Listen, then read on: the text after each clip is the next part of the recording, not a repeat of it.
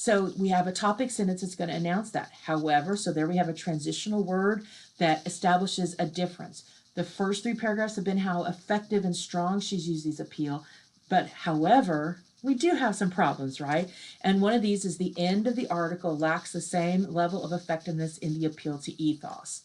Okay, well, give me an example of that, right? That's our evidence. For example, Groves notes that some men do housework, and again, they are considered to be, quote, enacting small instances of gender heroism or size, which barf, unquote.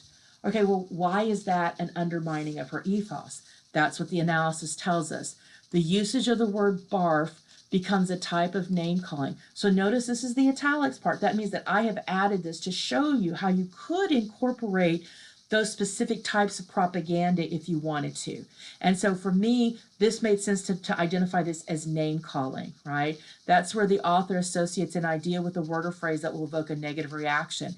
Now, since I'm using the definition from Cross, I've summarized it, then I have to give my parenthetical notation for that essay.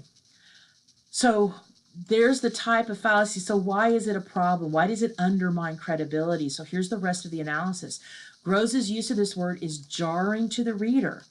Unprofessional and immature, it is a shift from the researched, intelligent voice she has established, and the reader is less likely to take the author seriously.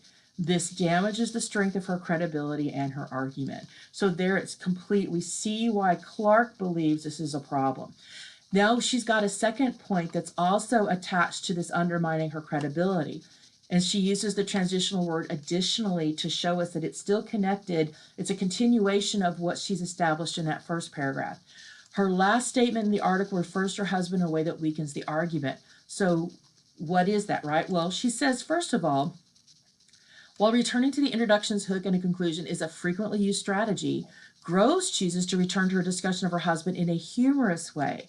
Groves discusses solutions and says there is a, quote, huge untapped market for toilet scrubbing iPods. I bet my husband would buy one, unquote.